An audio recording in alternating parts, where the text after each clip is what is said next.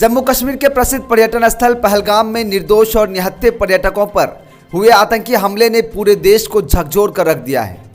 इस घटना को लेकर बिहार भाजपा प्रदेश अध्यक्ष डॉक्टर दिलीप जायसवाल ने गहरी पीड़ा और आक्रोश व्यक्त करते हुए कहा कि यह हमला न सिर्फ मानवता के खिलाफ है बल्कि भारत की एकता और अखंडता को चुनौती देने की साजिश है।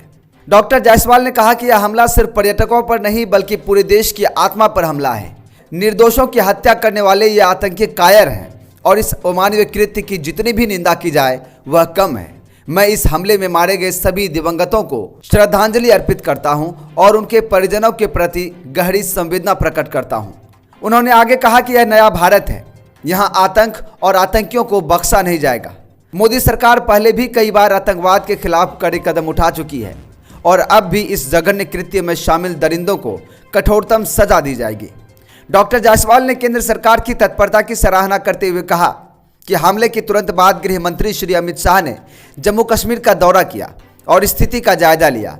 वहीं प्रधानमंत्री नरेंद्र मोदी जी ने विदेश दौरा छोड़कर तत्काल देश लौटने का फैसला लिया। यह दिखता है कि सरकार इस मुद्दे को कितनी गंभीरता से ले रही है। उन्होंने कहा कि आज का कश्मीर पहले जैसा नहीं रहा।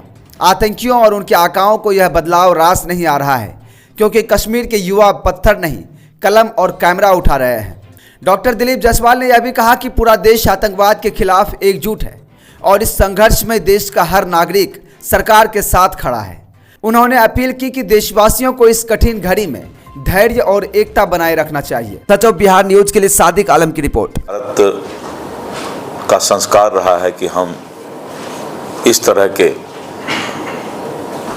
वातावरण को कभी पसंद नहीं करते हैं, लेकिन फिर भी पड़ोसी देश जिस तरह के आतंकी घटना देकर भारत के सुख शांति को छीनना चाहता है, इसका हम पुरजोर विरोध करते हैं कि इस तरह का घटना गलत है, दुखद है। प्रधानमंत्री जी का कल मधुबनी में झंझारपुर के बिंदेश्वर स्थान में कार्यक्रम का आयोजन हो रहा है। कल का कार्यक्रम प्रधानमंत्री जी का होगा और जैसा कि माननीय केंद्रीय मंत्री श्री ललन सिंह जी के द्वारा बताया गया कि बहुत ही साधारण और पंचायती राज दिवस का कार्यक्रम होगा। किसी तरह का अब जो है स्वागत और खुले जीप का कार्यक्रम नहीं होगा।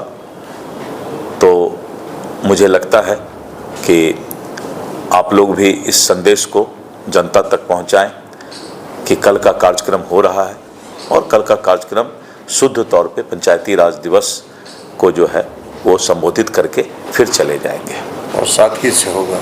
हाँ, और सादगी से होगा और सादगी के साथ, पूर्ण सादगी के साथ।